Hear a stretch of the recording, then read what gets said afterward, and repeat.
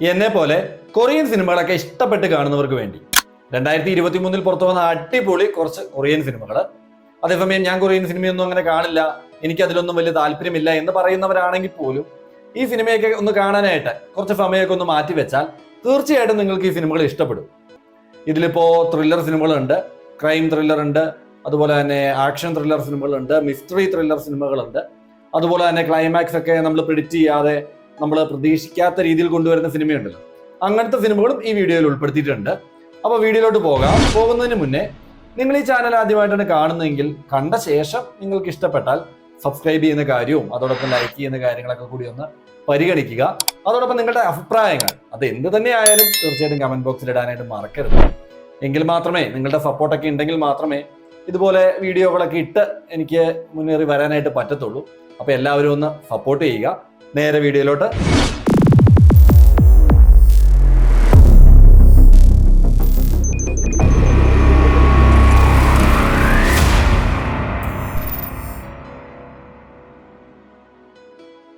നമസ്കാരം, മൂവി സറൗണ്ടിലേക്ക് എല്ലാവർക്കും സ്വാഗതം. അപ്പോൾ പറഞ്ഞ പോലെ തന്നെ 6ാം സ്ഥാനത്തുള്ള ചിത്രം അത് സ്മഗ്ലേഴ്സ് ആണ്. ഒരു സൗത്ത് കൊറിയൻ ആക്ഷൻ ക്രൈം മൂവിയാണ് സ്മഗ്ലേഴ്സ്. പേര് കേൾക്കുമ്പോൾ തന്നെ നമുക്ക് ഏതാണ്ട് ഒരു ഐഡിയ കിട്ടും. ആ ഒരു ഐഡിയയിൽ തന്നെയാണ് ചിത്രം ആരംഭിക്കുന്നതും മുന്നോട്ട് പോകുന്നതും. ചിത്രത്തിന്റെ ആദ്യ ഭാഗമൊക്കെ അത്രത്തോളം ഒരു എൻഗേജ്മെന്റ് കൊണ്ടുവന്നു എന്നൊന്നും ഞാൻ പറയില്ല. കാരണം നമ്മൾ കണ്ടിട്ടുണ്ട് ആ ഒരു ജേണലിൽ വരുന്ന സിനിമകളൊക്കെ ഇഷ്ടംപോലെ മലയാളത്തിലുണ്ട്. അതെങ്ങനെയാണ് മുന്നോട്ട് പോകുന്നത് എന്നൊക്കെ നമുക്കറിയാം. അതുകൊണ്ട് ആദ്യ ഭാഗമൊക്കെ അത്രത്തോളം ഒരു എൻഗേജ്മെന്റ് കൊണ്ടുവന്നു എന്നൊന്നും ഞാൻ പറയില്ല. പക്ഷെ രണ്ടാം പകുതിയിലോട്ട് വരുമ്പോൾ മൊത്തത്തിൽ മാറുന്നുണ്ട്. സസ്പെൻസിങ് ആവുന്നുണ്ട്, ത്രില്ലിംഗ് ആവുന്നുണ്ട്, എൻഗേജിങ് ആവുന്നുണ്ട്. ഇടയ്ക്ക് 1-2 ട്വിസ്റ്റ് ആൻഡ് ടേൺസ് ഒക്കെ ഉണ്ട്. വലിയ നമ്മൾ പ്രതീക്ഷിക്കാത്ത രീതിയിലുള്ള ചില വില്ലന്മാരുടെ ഇൻട്രൊഡക്ഷൻ അതൊക്കെ ഉണ്ട്. അങ്ങനെയൊക്കെ തന്നെയാണ് ചിത്രം രണ്ടാം പകുതിയിൽ മുന്നോട്ട് പോകുന്നത്. രണ്ടാം പകുതിയാണ് എനിക്ക് ഏറ്റവും ഇൻട്രസ്റ്റിംഗ് ആയി തോന്നിയത്. ഞാൻ ഈ ചിത്രം കണ്ടത് PVR കൊച്ചിനിലാണ്. അത് തിയേറ്ററിൽ വന്നായിരുന്നു. അപ്പം അന്നേരം ഞാൻ പോയി കണ്ടതാണ്. എനിക്ക് ഇൻട്രസ്റ്റിംഗ് ആയി തോന്നി, എനിക്ക് ഇഷ്ടപ്പെട്ടു. പ്രത്യേകിച്ച് രണ്ടാം പകുതിയിലോട്ടൊക്കെ വരുമ്പോൾ. മാത്രമല്ല എല്ലാ ടെക്നിക്കൽ ഡിപ്പാർട്ട്മെന്റിന്റെ വർക്കും ചിത്രത്തിൽ അടിപൊളിയായിട്ട് തന്നെ വന്നിട്ടുണ്ട്. അതുപോലെ തന്നെ എനിക്ക് ഏറ്റവും ഇൻട്രസ്റ്റിംഗ് ആയി തോന്നിയ ഒരു കാര്യം ഉണ്ടായിരുന്നു. ചിത്രത്തിലെ ഒരു പ്രധാന കഥാപാത്രം, ഒരു മാഡ് ഗേൾ. ചിത്രം ആരംഭിക്കുമ്പോൾ നമ്മൾ ഏറ്റവും വെറുക്കുന്ന ഒരു കഥാപാത്രം ഈ സ്ത്രീയുടെ തന്നെ, അല്ലെങ്കിൽ ഈ കഥാപാത്രം തന്നെയാണ്. ഈ മാഡ് ഗേൾ ആയിട്ട് വരുന്നൊരു ക്യാരക്ടർ തന്നെയാണ് നമ്മൾ ഏറ്റവും വെറുക്കുന്നത്. പക്ഷെ അവസാനിക്കുമ്പോൾ, ചിത്രത്തിന്റെ ക്ലൈമാക്സിൽ എത്തുമ്പോൾ നമുക്ക് ഏറ്റവും ഇൻട്രസ്റ്റിംഗ് ആയി തോന്നുന്ന ഒരു കഥാപാത്രം, അല്ലെങ്കിൽ നമ്മളെ ഏറ്റവും ഇഷ്ടപ്പെടുന്ന ഒരു കഥാപാത്രം അത് തന്നെയായിരിക്കും. അത്രത്തോളം നമ്മളെ ഇമോഷണലി കണക്ട് ചെയ്യുന്നുണ്ട്. ചിത്രം മൊത്തത്തിൽ രണ്ടാം പകുതിയിലോട്ട് വരുമ്പോൾ നമ്മളെ ഇമോഷണലി ഒന്ന് കണക്ട് ചെയ്ത് തന്നെയാണ് വരുന്നത്. ഈ കഥാപാത്രത്തിനും അതിൻ്റെതായിട്ടുള്ള ഒരു സ്ഥാനമുണ്ട്. എനിക്ക് എന്തായാലും ഏറ്റവും ഇൻട്രസ്റ്റിംഗ് ആയി തോന്നിയൊരു കഥാപാത്രമായിരുന്നു ചിത്രത്തിൽ അത്. അതുപോലെ തന്നെ ഇതെല്ലാവർക്കും ഒരേപോലെ തന്നെ കാണാം, അങ്ങനെ വലിയ വിഷയമൊന്നുമില്ല. ചെറിയ കുറച്ച് വയലൻസ് ഉണ്ട് എന്നുള്ളതേ ഉള്ളൂ. പക്ഷെ എല്ലാവർക്കും ഒരേപോലെ തന്നെ കാണാൻ പറ്റുന്ന ഒരു ചിത്രം. ഇനി 5ാം സ്ഥാനത്തുള്ള ചിത്രം അതൊരു നിയോ നോയർ ആക്ഷൻ ത്രില്ലർ ഫിലിമാണ് ദ ചൈൽഡ്. ചിത്രത്തിന്റെ ആരംഭത്തിൽ നമ്മുടെ കഥാനായകന്റെ അമ്മ സുഖമില്ലാത്ത ഒരാളാണ്. അപ്പോൾ ഈ ബെറ്റ് മാച്ച് ഒക്കെ കിട്ടി, അതായത് ഫൈറ്റിങ്ങിനൊക്കെ പോയി അതിൽ നിന്ന് ബെറ്റ് മാച്ച് ഒക്കെ കിട്ടി, അതിൽ നിന്ന് കിട്ടുന്ന നിസാര വരുമാനം, അതുകൊണ്ടാണ് കുടുംബത്തിന്റെ കാര്യങ്ങൾ നോക്കുന്നതും അമ്മയുടെ ചികിത്സാ കാര്യങ്ങളൊക്കെ നോക്കുന്നത്. അപ്പൊ ഇങ്ങനെ പോകവെ ഒരു അഭിഭാഷകൻ വരുന്നു നമ്മുടെ കഥാനായകന്റെ മുന്നിൽ. എന്നിട്ട് പറയുന്നു, നിന്റെ അച്ഛൻ വലിയ പണക്കാരനൊക്കെയാണ്, അത് വേറെ കഥ പറയുന്നുണ്ട് ചിത്രത്തിൽ. നിന്റെ അച്ഛൻ സുഖമില്ലാതെ കിടക്കുവാണ്, ചിലപ്പോൾ ഇന്നോ നാളെയോ ആയിട്ടൊക്കെ പോകാം, അതിന് മുന്നേ നീ ഒന്ന് വന്നാൽ വേണമെങ്കിൽ നിനക്കൊക്കെ ഒന്ന് കാണാം എന്നുള്ള രീതിയിൽ നമ്മുടെ നായകനോട് പറയുന്നു. നായകൻ ഇറങ്ങിത്തിരിക്കുന്നു. പിന്നീട് അങ്ങോട്ട് നടക്കുന്ന കംപ്ലീറ്റ് ആക്ഷൻ എക്സ്പീരിയൻസ് തന്നെയാണ് സിനിമ.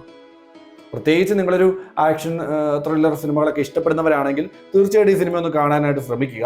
ഒരു അടിപൊളി എക്സ്പീരിയൻസ് തീർച്ചയായിട്ടും സിനിമ നിങ്ങൾക്ക് തരും. ചേസിങ്ങും ഫൈറ്റും ഒക്കെ ആയിട്ട് മൊത്തത്തിൽ ചിത്രം ഒരു ഇടിമയം തന്നെയാണ്. അതുപോലെ തന്നെ ജനറൽ ഓഡിയൻസിനും ഈ സിനിമ നല്ലപോലെ ഇഷ്ടപ്പെടാനുള്ള സാധ്യതയുണ്ട്. ചിത്രം ആമസോൺ പ്രൈമിലുണ്ട്. കംപ്ലീറ്റ് വയലൻസ് ആണ്. ആ കാര്യങ്ങളൊന്ന് മനസ്സിൽ വെക്കുക.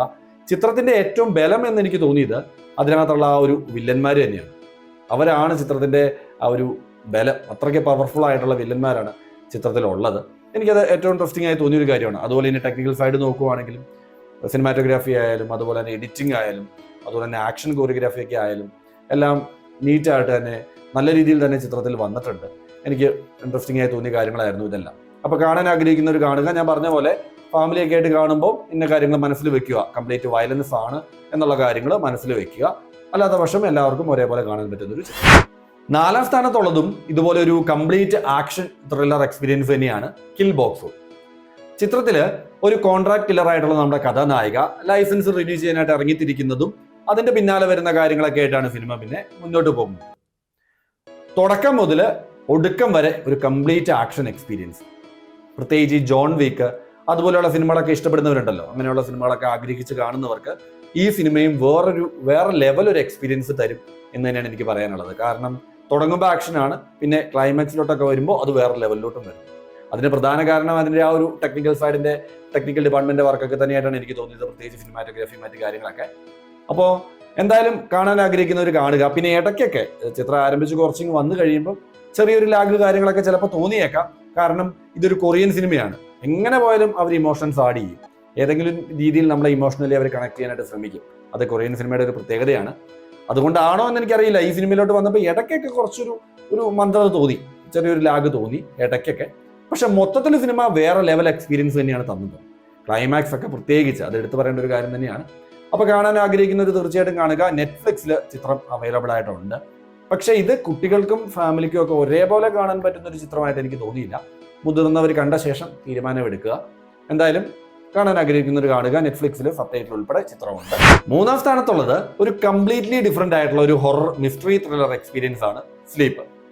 സിനിമയിൽ എനിക്ക് ഏറ്റവും ഇൻട്രസ്റ്റിംഗ് ആയി തോന്നിയത് അതാണ്. ഇപ്പോൾ ഉദാഹരണമായിട്ട് പറയുകയാണെങ്കിൽ, ചിക്കൻ ഇല്ലാതെ എങ്ങനെ ചിക്കൻ കറി ഉണ്ടാക്കാം എന്ന് യൂട്യൂബിൽ സെർച്ച് ചെയ്യുന്ന പോലെ പ്രേതമില്ലാതെ എങ്ങനെ ഒരു ഹൊറർ സിനിമ കൊണ്ടുവരാം, ആ ഒരു രീതിയിലാണ് ഈ സിനിമ അവർ കൊണ്ടുവന്നേക്കുന്നത്. എനിക്ക് വളരെയധികം ഇൻട്രസ്റ്റിംഗ് ആയി തോന്നി. അതിന്റെ ആ ഒരു മേക്കിങ്ങും ആ ഒരു രീതിയിൽ അവരത് മേക്ക് ചെയ്ത് കൊണ്ടുവന്നിട്ടുണ്ട്.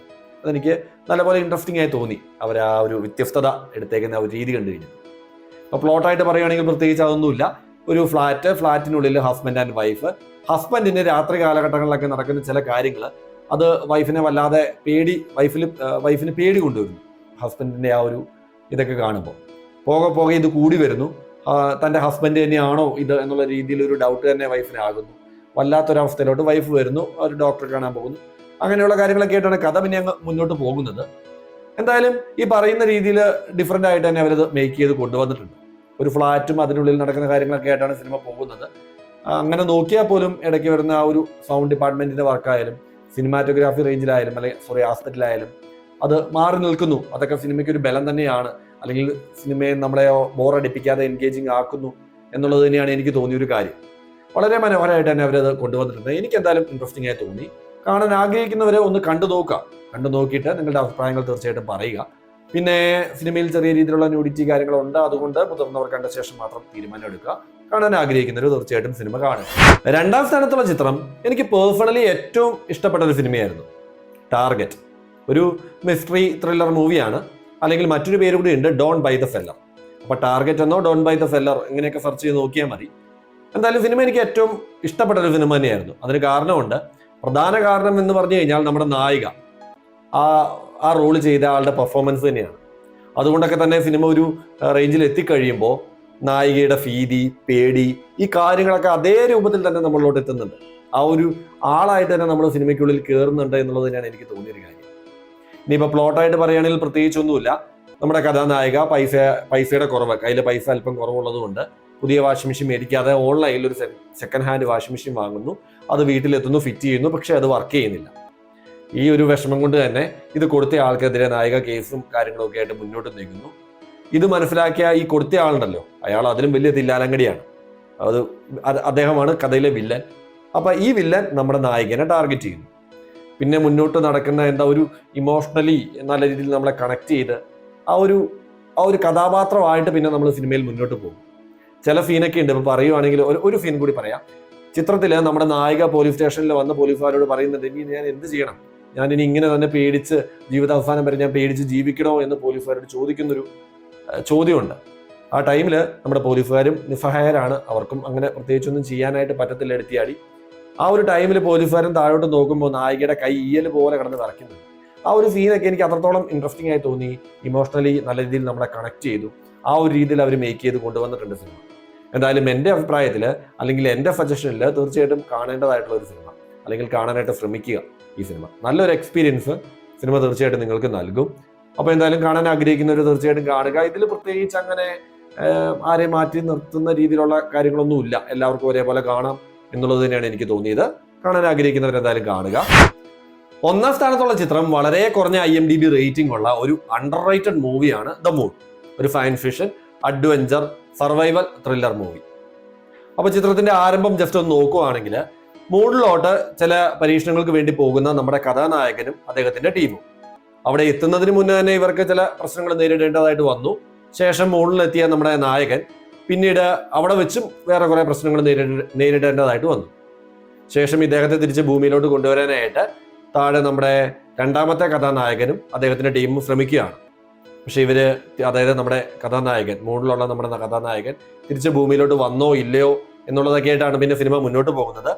എനിക്ക് ഏറ്റവും ഇൻട്രസ്റ്റിംഗ് ആയി തോന്നിയത് ഇവരുടെ ഫ്ലാഷ് ബാക്ക്, അതായത് നമ്മുടെ ഈ രണ്ട് മെയിൻ ക്യാരക്ടേഴ്സിന്റെ ഫ്ലാഷ് ബാക്ക്, അതൊക്കെ നല്ല രീതിയിൽ ഇമോഷണലി നമ്മളെ കണക്ട് ചെയ്താണ് മുന്നോട്ട് കൊണ്ടുപോകുന്നത്. എനിക്ക് വളരെയധികം ഇൻട്രസ്റ്റിംഗ് ആയി തോന്നി.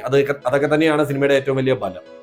അതുപോലെ തന്നെ ഓവറോൾ ടെക്നിക്കൽ ഡിപ്പാർട്ട്മെന്റിന്റെ വർക്ക് നോക്കുകയാണെങ്കിൽ ഇപ്പോൾ CG, VFX, SFX ഇവരുടെയൊക്കെ വർക്കുകളും അടിപൊളിയായിട്ട് തന്നെ സിനിമയിൽ വന്നിട്ടുണ്ട്. ഓവറോൾ ടെക്നിക്കൽ ഡിപ്പാർട്ട്മെന്റിന്റെ വർക്ക്, സൗണ്ട് ഡിപ്പാർട്ട്മെന്റിന്റെ വർക്ക് വളരെ നന്നായിട്ട് തന്നെ വന്നിട്ടുണ്ട്. പ്രത്യേകിച്ച് ഒരു ഹോം തിയേറ്റർ സിസ്റ്റം ഒക്കെ വീട്ടിലുള്ളവരാണെങ്കിൽ അതിലൊക്കെ ഇട്ട് കാണുവാണെങ്കിൽ നല്ലൊരു എക്സ്പീരിയൻസ് കിട്ടുന്ന ഒരു ചിത്രം. എനിക്ക് എന്തായാലും ചിത്രം നല്ലപോലെ ഇൻട്രസ്റ്റിംഗ് ആയി തോന്നി. പെർഫോമൻസ് വൈസും എല്ലാവരും നല്ലപോലെ തന്നെ ചിത്രത്തിൽ ചെയ്തിട്ടുണ്ട്. അപ്പൊ കാണാൻ ആഗ്രഹിക്കുന്നവർ എന്തായാലും ഈ ചിത്രം ഒന്ന് കണ്ടു നോക്കുക. കണ്ടു കഴിഞ്ഞാൽ നിങ്ങൾക്ക് എന്തായാലും ഇഷ്ടപ്പെടും എന്നുള്ള കേസ് ഉറപ്പ് തന്നെയാണ്. അപ്പോൾ ചിത്രം ആമസോൺ പ്രൈമിലുണ്ട്. എല്ലാവർക്കും ഒരേപോലെ തന്നെ കണ്ട് ആസ്വദിക്കാൻ പറ്റുന്നൊരു ചിത്രം. അപ്പോൾ എന്തായാലും ഇതുപോലെയുള്ള ചെറിയ സിനിമയിൽ നല്ല സിനിമകൾ, അല്ലെങ്കിൽ നമ്മൾ കാണാൻ വിട്ടുപോയ സിനിമയിൽ നല്ല സിനിമകൾ, ഇതിൻ്റെയൊക്കെ വിശേഷങ്ങളുമായിട്ട് ഇനിയും ഞാൻ വരാം. എല്ലാവരും എന്നെ ഒന്ന് സപ്പോർട്ട് ചെയ്യണം. എങ്കിൽ മാത്രമേ ഇതുപോലെ വീഡിയോകൾ ഇടാനായിട്ട് എനിക്ക് പറ്റത്തുള്ളൂ. അപ്പോൾ എല്ലാവരും ഒന്ന് സപ്പോർട്ട് ചെയ്യുക. വീഡിയോയും സിനിമയുടെ വിശേഷങ്ങളൊക്കെ ആയിട്ട് ഇനിയും വരാം. അതുവരെയ്ക്ക് എല്ലാവർക്കും നന്ദി.